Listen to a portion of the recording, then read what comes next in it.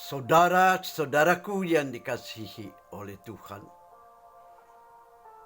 Di Indonesia, 26 Desember. Sama.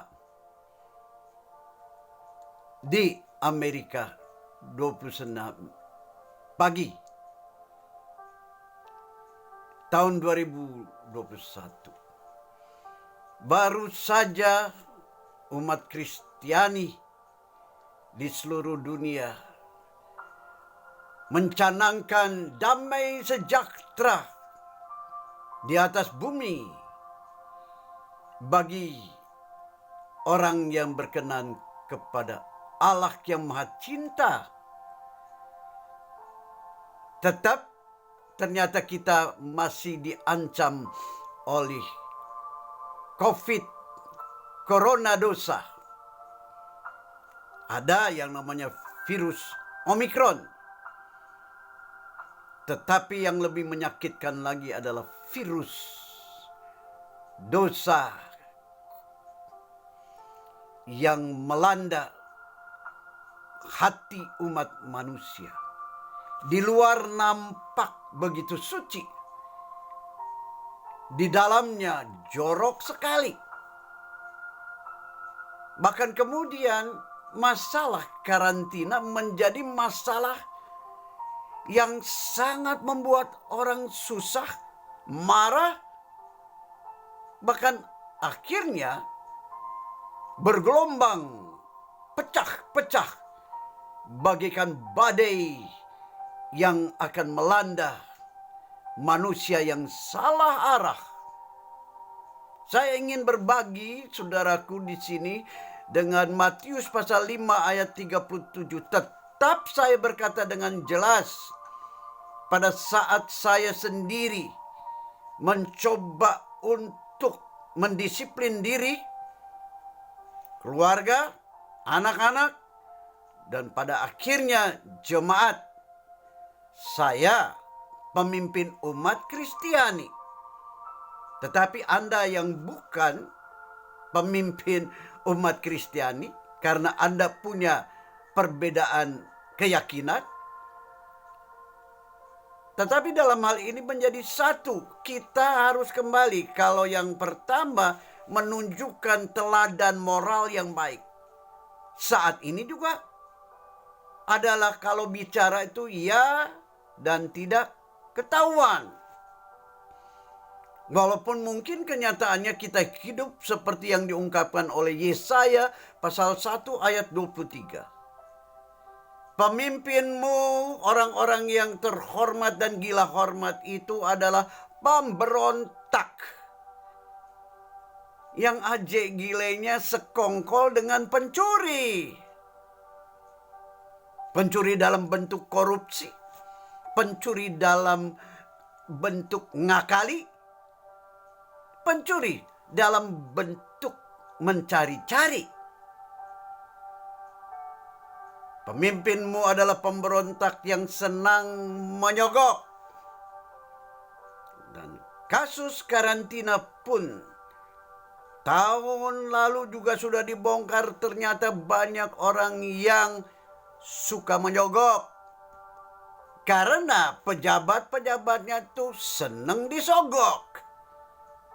Jadi luar biasa ayat-ayat dari firman Tuhan. Jadi bukan dari khotbah tausiah ceramah dari ulama segala agama yang bagaikan semar kentut sebenarnya.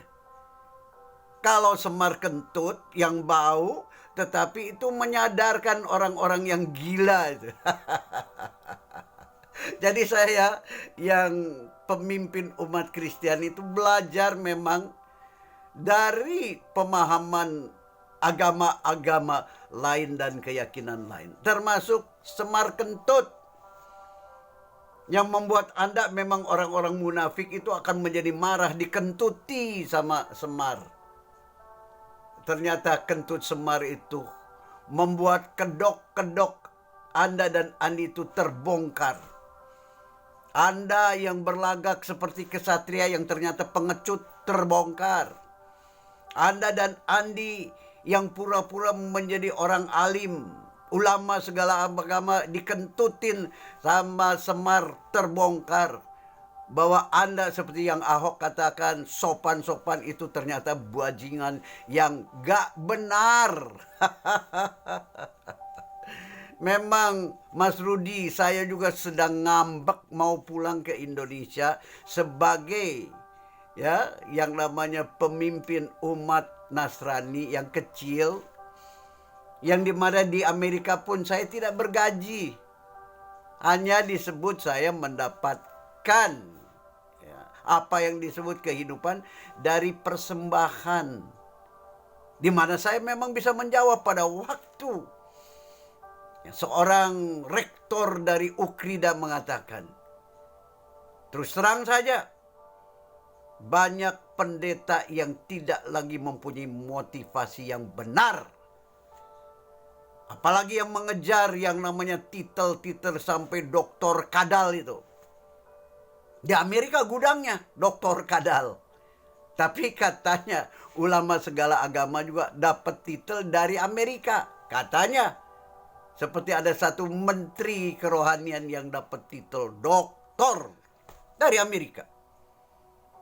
Jadi memang Amerika juga gudang dusta dan juga gudang tipu daya. Nah, tetapi yang indah dari ungkapannya Rudy Kambri itu yang memang kemudian mengkritisi Luhut Panjaitan. Bok, jangan tembak begitu saja. Ya. Jadi jangan tembak begitu saja Bang Luhut. Karena ternyata orang yang mau pulang itu rindu tanah airnya. Apa tidak boleh? Seperti saya juga rindu untuk menyatakan kasih Tuhan yang maha kaya, tetapi menjelma menjadi manusia yang maha hina, yang lahir di kandang binatang di padang Efrata.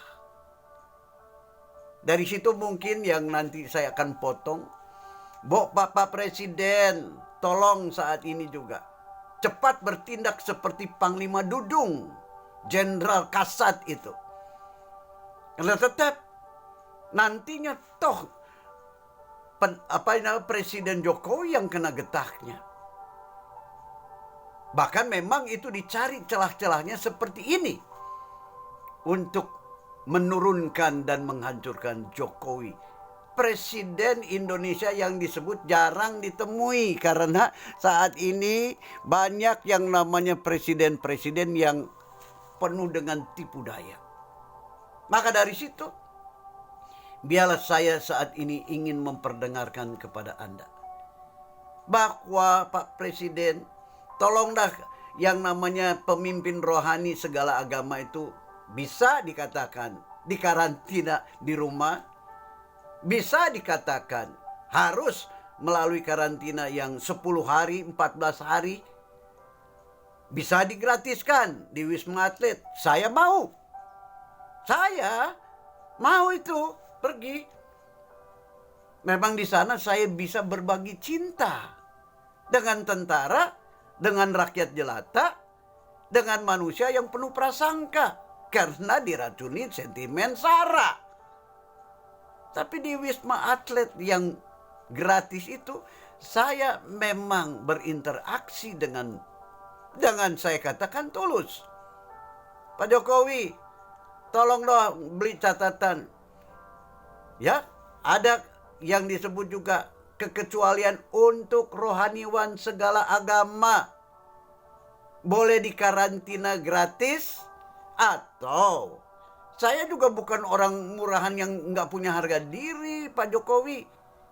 Kalaupun harus dikarantina di hotel yang berbayar, jangan yang mencekik itu. Dimana kemudian memang jadi ada kesempatan disogok. Karena jiwa kita sendiri, jiwa pejabat itu juga memang mencari sogok. Haduh, Pak Jokowi, tolong deh. Memang yang dari pertama saya katakan, Pak Jokowi itu memang karakternya ada di dalam satu kelompok yang memang nggeh-nggeh begitu. Tetapi nggak kelakon gitu. Nah, itu yang kemudian saya sebagai kelahiran orang Sunda yang halus-halus juga, memang saat ini saya jadi enek kalau dengar bahasa yang halus-halus itu. Ternyata banyak bulusnya. Pada waktu mengatakan punten sebenarnya sudah ada belati, sudah ada penghinaan, sudah ada juga kebencian. Dan itu harus kita kikis, revolusi mental itu. Maka biarlah saat ini, kalaupun ada pengecualian, berikan pengecualian itu kepada rohaniwan segala agama. Yang seperti saya belum tentu, sudah pasti tentu. Saya itu pulang tidak punya duit buat dihambur-hamburkan begitu saja untuk diri saya. Kalaupun ada duit, saya mau bagikan ke desa Cimaung kah, lalu ke Tulung Agung kah, lalu apakah itu juga ke Temanggung kah? Banyak gung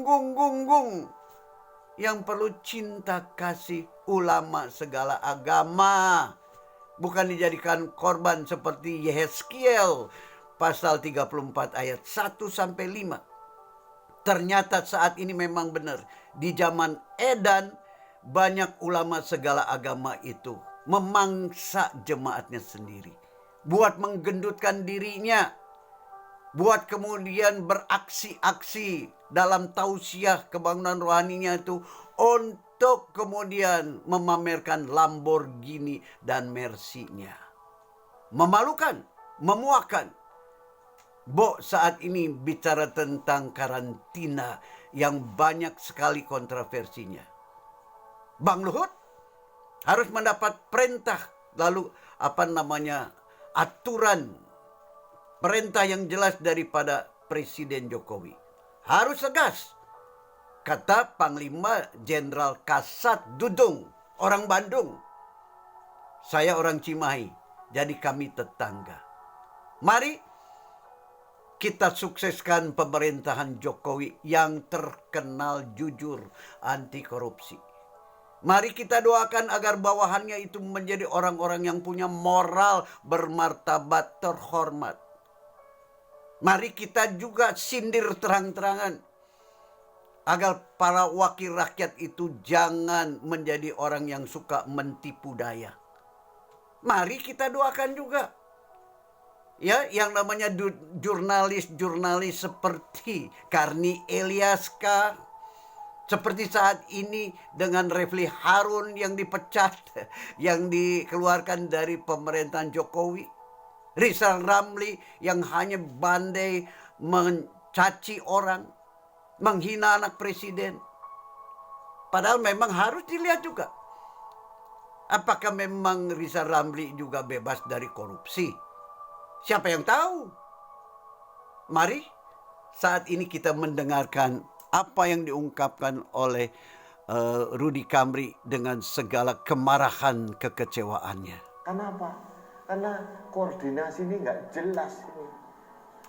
Aturannya ditekuk supaya anggota DPR bisa lolos. Ini kan, aduh ya Allah. Oke, pertanyaan saya sekarang, ini kalau anggota DPR sendiri oke lah.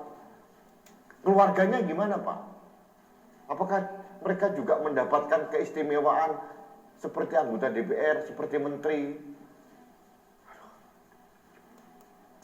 Ini masalah penyakit loh. Kok masih ada keistimewaan? Seolah-olah, tadi saya bilang, virus ini seolah-olah bisa melakukan diskriminasi. Kalau pejabat, enggak lah, masuk rakyat saja. Sama saja. Virus diskriminatif. Atau anggota DPR, atau mungkin yang memegang KTP atau yang mempunyai uang banyak, belum tentu kebal virus kok. Sama saja kok. Saya agak heran ya, Presiden teriak-teriak tracking, karantina. Tapi kalau di bawahnya seperti ini, mohon maaf Pak, percuma Pak Presiden teriak-teriak. Kalau dari kepala BNPB juga nggak tegas, aparat di bawahnya apalagi, banyak juga memanfaatkan cari uang, banyak diskriminasi, banyak KTP. Tolonglah. Juga untuk Pak Luhut, ya mohon maaf Pak, Hati-hati Bapak memberikan statement.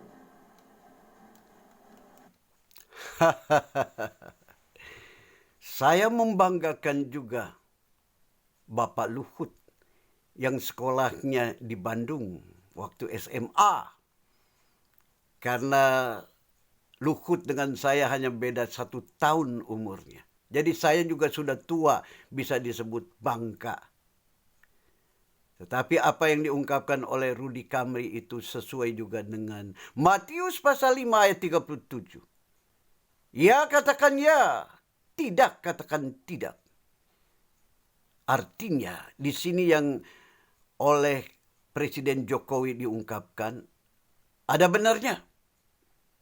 Hanya kejujuran dari orang-orang terhormat yang saat ini menjadi wakil rakyat atau kemudian menjadi pejabat-pejabat yang kemudian mengurus yang namanya karantina virus corona yang memang membahayakan seluruh bangsa Nusantara. Tetapi ingat, begitu Anda dan Andi menjadi pejabat yang disebut pemberontak yang sekongkol dengan para pencuri, senang menyogok dan senang disogok seperti Yesaya pasal 1 ayat 23. Maka disitulah Yesaya pasal yang kelima ayat 20-21. Terutama ayat 21. Celakalah Anda dan Andi yang berlagak bijaksana, tetapi sebenarnya durjana. Diawali dengan ungkapan celakalah kalian yang mengatakan jahat itu baik. Baik itu jahat. Lalu Anda dan Andi memelintir aturan-aturan yang jahat itu disebutkan aturan baik. Menyelamatkan bangsa dari virus corona. Tetapi sebenarnya di situ ada clandestine-nya. Clandestine-nya. Itu Anda dan Andi sebagai manusia terhormat yang jahat akan kemudian memangsa rakyatnya sendiri. Kiranya Tuhan mengampuni kita semua. Doakan pemerintahan yang sah agar para yang namanya radikalis yang jahat-jahat juga itu juga tidak sukses memecah belah.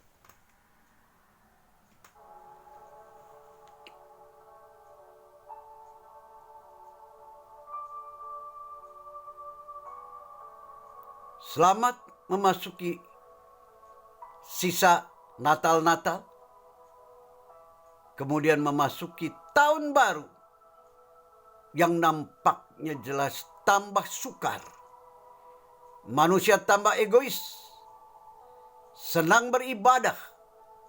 Senang khotbah. Tausiah. Lalu berdusta tentang ramah tamah. Tetapi sebenarnya di dalam hati Anda dan Andi hanyalah hati seorang bedebah yang berlagak senang beribadah.